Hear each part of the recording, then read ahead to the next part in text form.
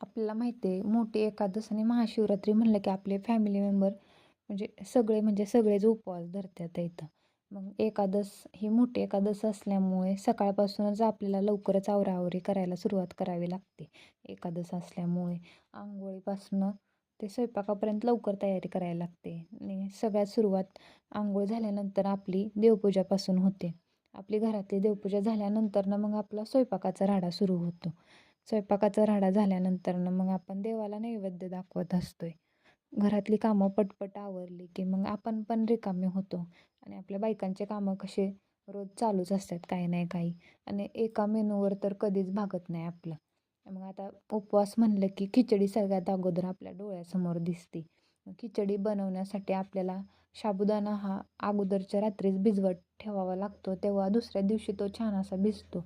मग आपण जर सकाळी टाकला आणि संध्याकाळी जर करायचं म्हणलं ना तरी पण भिजतो, पण ते पूर्ण भिजत नाही, त्याच्यामध्ये थोडं पाणी राहतं.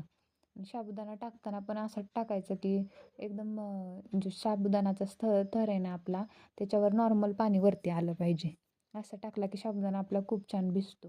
मग आता साबुदाणा म्हणलं की एक प्रकाराने आपल्याला घरात कोणच खात नाही.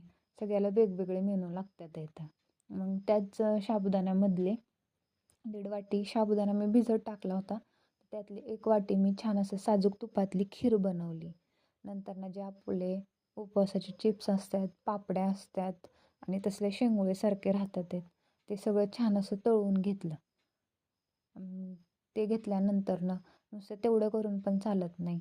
मग काहींना नायलॉन खायचा होता घरातल्या मेंबरला. मग ते नायलॉन पण छान असं तळून घेतला. त्यात मिरच्या, शेंगदाणे ते पण मस्त असे तळून घेतले. मग आपली खिचडी परतायला सुरुवात केली. खिचडीसाठी मस्त असे बटाटे आणि मिरच्या छान अशा कट करून आणि आपण मिक्सरवर बारीक करून पण खिचडीमध्ये टाकू शकतो. ती पण छान लागते. तर मी कटच करते, मला कट केलेली आवडते त्याच्यामुळं. मग सगळी आवराआवर करून घेतली. मग स्वयंपाकाचा राडा सगळ्यात अगोदर आवरला असाच.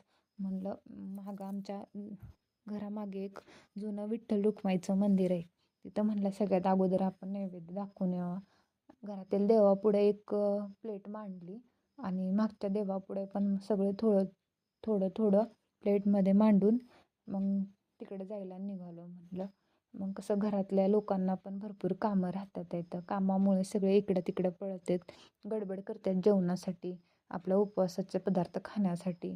कारण की त्यांना आपापले कामं बघायचे असतात आहेत. मग झटकीपट नैवेद्य दाखवला आणि देवाला विठ्ठल रुक्माईच्या छान असे पाया पडलो आणि तुळशीची पानं छान अशी वाहिली. त्यानंतर मग झटकीपट घरी आलो. सगळ्यांना छान असं आपले जे पदार्थ बनवलेले होते ते छान असे वाढले. मग सगळ्यांना आवडले. कसं घरातील माणसं खाणारे आनंदी असले की मग करणाऱ्याला पण जास्त उत्साह येतो. मग सगळ्यांच्या आवडीनुसार केलं. काजू, बदाम, मनुके टाकून छान अशी घट्ट अशी खीर बनवली होती. 1 लिटर दुधाची बनवली होती, पण ते बरंच आटवून घेतलं. आणि त्याच्यामध्ये कसं शुगर पण आपण समजा एखाद्याला जर डायबिटीजचा प्रॉब्लेम असेल तर शुगर तुम्ही मापात टाका. मी त्याच्यामध्ये जास्त टाकलेली, कारण की आमच्या सगळ्यांना आवडतं गोड. कमी गोडचं आवडत नाही जास्त. मग बाकीचे आवराआवर ते झाल्यानंतरनं मग सगळे सोबत जेवायला बसले. माणसांना त्यांच्या कामावर जायचं होतं, ते जेवून गेले. नंतर आम्ही बायका राहिलो. मग आम्ही जेवणं करून घेतले. नंतर भांड्याचा भरपूर राडा पडला होता. सगळी भांडेही आवरून घेतले.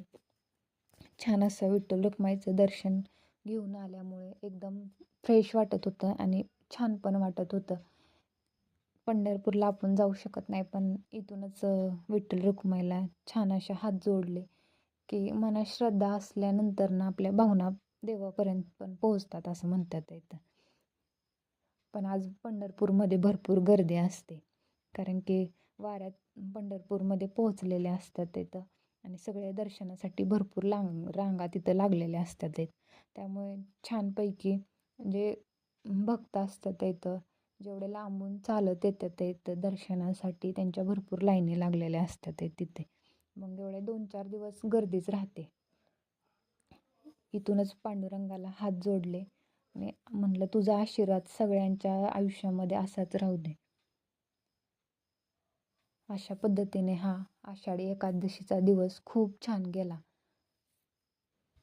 आमचे जर व्हिडिओ आवडत असतील तर आमच्या चॅनलला लाईक करा, कमेंट करा आणि सबस्क्राईब करायला विसरू नका, म्हणजे आम्ही असे छान छान व्हिडिओ तुमच्यापर्यंत पोहोच करू.